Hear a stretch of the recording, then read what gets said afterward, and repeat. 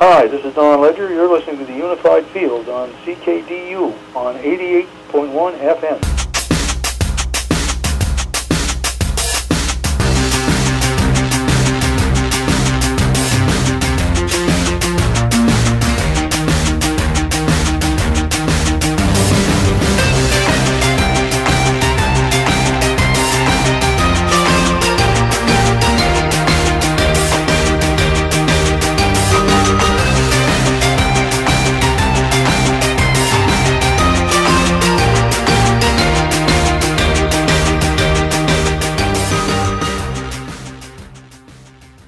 Welcome to the Unified Field, Episode 6. I'm your host, Mr. Justin Brown, on Atlantic Canada's only paranormal radio broadcast. We've got a great episode for you here cooking up. We've got Mr. Don Ledger from here in Nova Scotia, a hometown hero again. He's the author of a book called Dark Object, the world's only government-documented UFO crash, another one called Maritime UFO Files, and so much more. He's here with a bunch of amazing stuff to tell us about.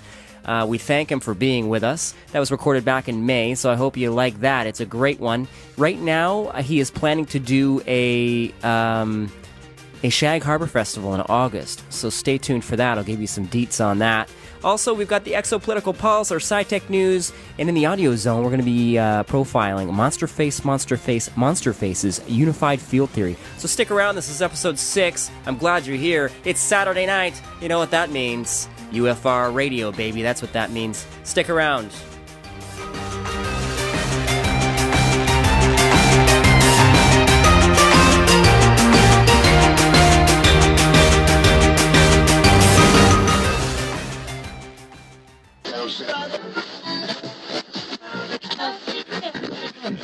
Do not touch your dial. You are now entering the unified field.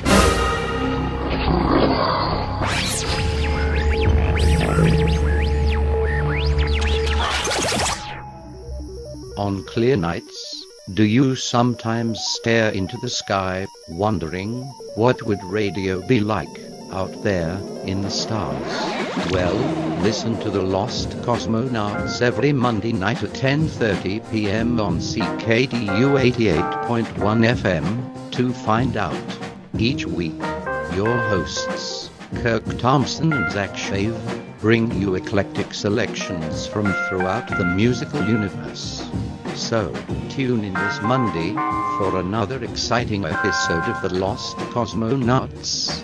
Until then, live long and prosper. Space is the place. Space is the place, yeah. Space is the place. The presidential election in Ghana has been narrowly won by the opposition candidate John Atta Mills. Ghana's electoral commission says... Sick of corporate news? Would rather hear from people in your community and communities across Canada?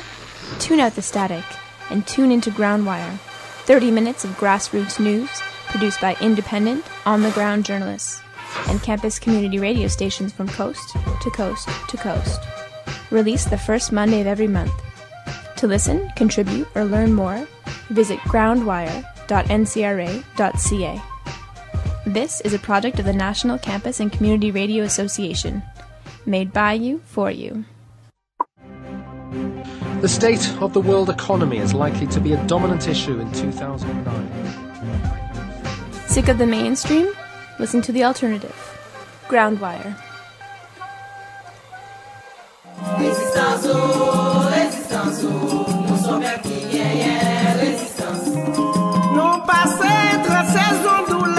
Resistance Radio is an original program produced in 3 languages covering popular movements and resistance struggles at home, on Turtle Island, in Latin America, and beyond. Each week features a community or group struggling for justice, dignity, or self-determination against colonialism, capitalism, and globalization. Music on the show is from Canada and the world by radical and political songwriters and artists, celebrating resistance, direct action, and promoting consciousness and reflection on social realities and struggles. News, analysis, and culture. Resistance Radio, 5:30 to 6 p.m. every Tuesday on CKDU 88.1 FM in Halifax.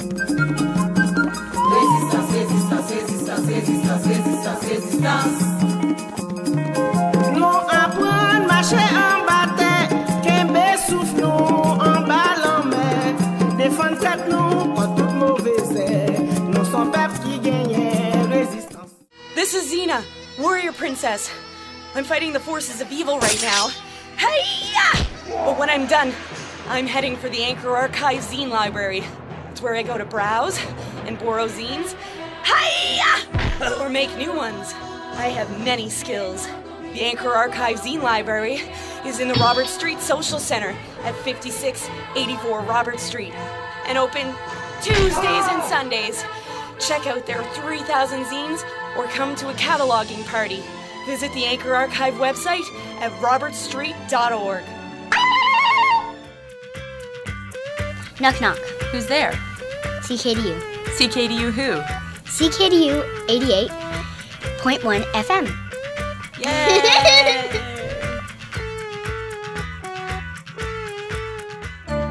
You are listening to the Unified Field.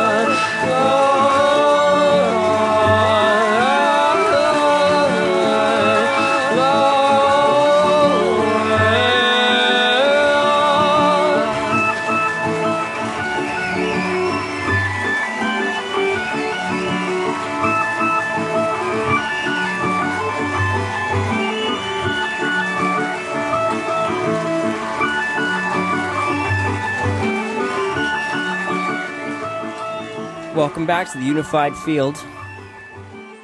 That right there is a little bit of Beirut after the curtain. I love it. I know you guys do too. So, this is a big episode. Really happy to be here. I'm glad you're here. The Don Ledger interview. Like I said earlier, this is from May of this year, 2010, of course. Everything is fairly recent. I pre-record everything, as you guys know, because I like to keep a high production value.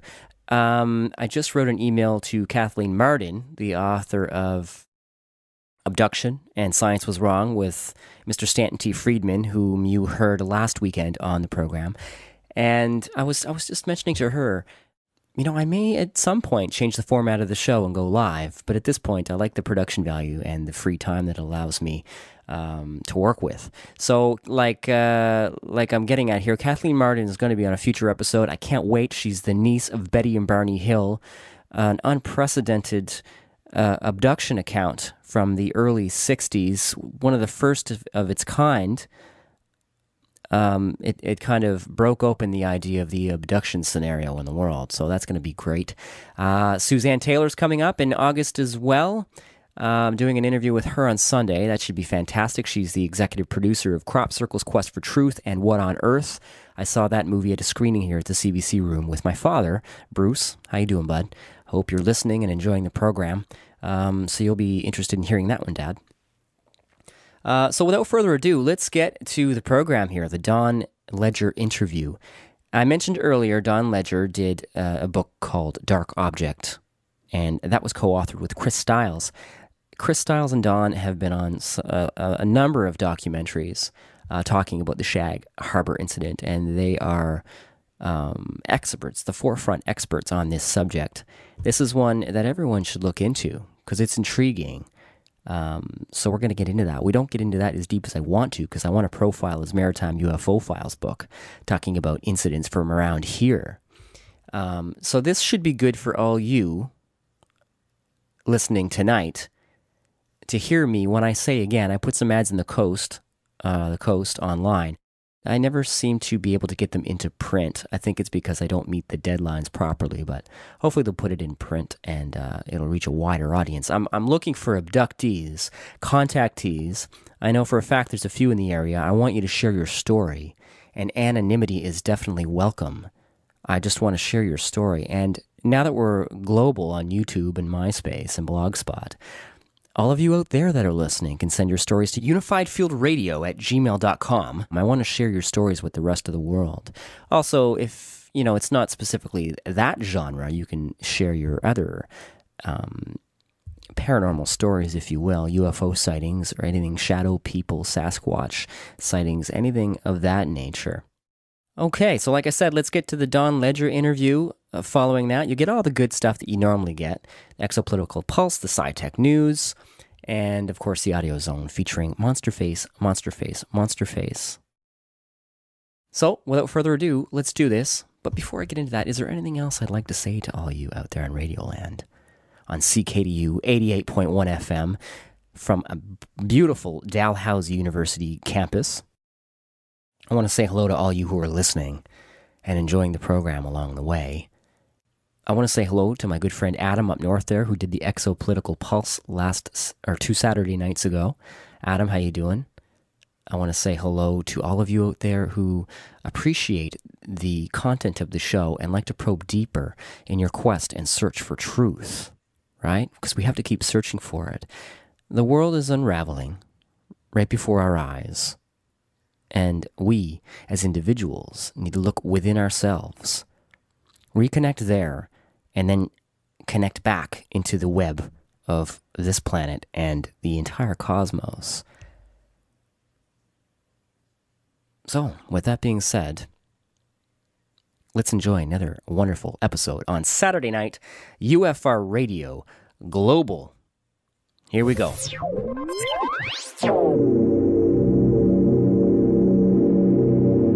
Our special guest tonight is the author of Maritime UFO Files, personal accounts taken from actual military and RCMP documents, as well as Dark Object, the world's only government-documented UFO crash with Chris Stiles. He's a pilot and civil servant and has been researching the UFO phenomenon since 1992. He's been on local and national television across North America, and is joining us today from Bedford, Nova Scotia, a real hometown UFO hero, Mr. Don Ledger. Welcome to the program. Great to be here, Justin. Well, it's great to have you, and I'll tell you why. Not only did you break serious ground in your investigations leading to Dark Object with Chris Stiles, but you uncovered some incredible stories right here at home in the Maritimes, and not only that, but it's so important for our listeners to understand that you're from here. Right. That any one of us, no matter where we come from, whether it's L.A., La La Land, as I like to call it sometimes, or Wolfville, Nova Scotia, we can make progressive change and open minds just so long as we take action and do the legwork as you have in your illustrious career. And we're so excited that you're here, and we'll mention Shag Harbour without going into too much detail, because that would take up an entire show, which I hope you'll come back to speak about in more detail. Sure. Yeah, great. But we're also excited here today because you've got some fantastic local stories that many of us have probably never even heard of. Your book caught me totally off guard because along with the normal civilian pilot, RCMP, and otherwise sightings in Maritime UFO Files, there are also a couple of stories of possible abductions close to home. Before we get into all that, I want to ask you, what is it that made you, Mr. Don Ledger, want to start researching this subject leading to Maritime UFO Files? Where did it all start for you? Well, initially, I had some interest in the phenomenon, over the years. Read the odd book about it. I got into serious aviation, in other words, flying back in the late 70s. And whenever I saw something that came up that particularly involved aircraft and so on, that was always of interest to me. So I think probably what set the whole thing off was a co-worker at my job with the provincial government who I made a chance remark one day that there was something in the paper the night before about a UFO sighting around Halifax or Dartmouth or